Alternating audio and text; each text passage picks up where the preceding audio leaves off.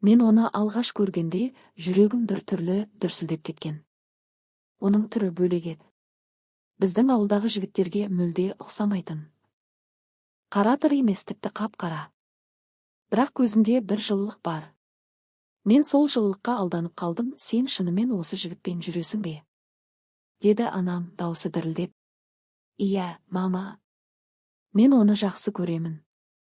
Анам үндемей қалды. Бірақ оның көзінен бәрін түсіндім. Қабылдай алмады. Ол Арсен еді. Қалада өскен. Өзге елден келген. Қазақша сәл акцентпен сөйлейтін. Бірақ маған бәрібір еді. Маған оның қалай қарағаны маңызды болды. Ол мені ерекше сезіндірді. Bir күні ол маған тұрмысқа шығасың ба? Деді. Мен бір секундта ойланбадым. Иә. Сол иә деген сөз менің өмірімді түбегейлі өзгертетінін білмедім. Үйлену тойымыз қарапайым өтті. Менің туыстарым толық келген жоқ. Кейбір тіпті келуден бас тартты. Ұят болады, не айтады жұрт? Деген сөздер көп айтылды. Бірақ мен тыңдамадым. Мен махаббат үшін бәріне дайын едім. Алғашқы айлар ертегі сияқты өтті.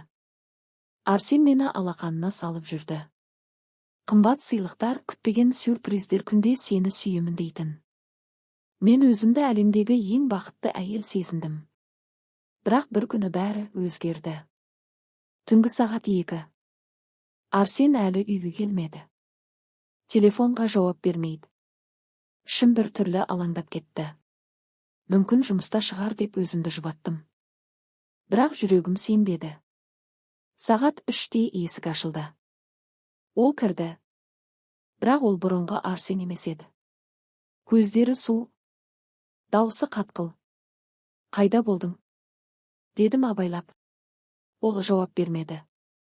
Жай ғана киімін шешіп жата кетті.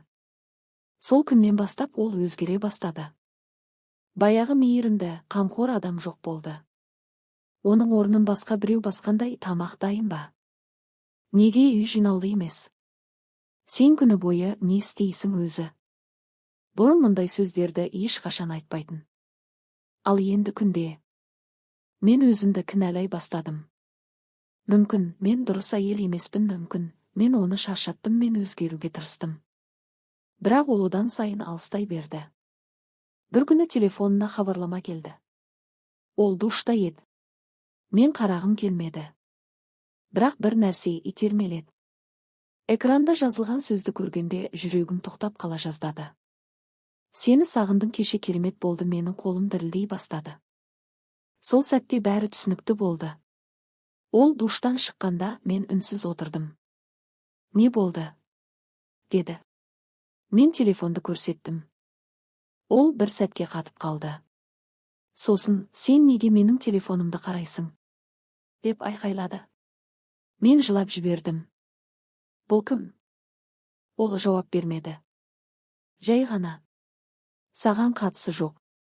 Сол сөз менің жүрегімді екіге бөлді. Келесі күндері мен шындықты білдім. Оның басқа әйелі бар еді. Иә, екінші әйел. Мен сенбедім. Бұл мүмкін емес, бірақ дәлелдер жеткілікті еді.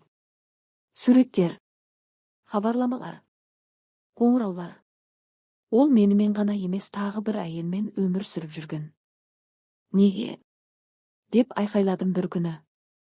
Ол жай ғана иығын көтерді. Бұл қалыпты нәрсе.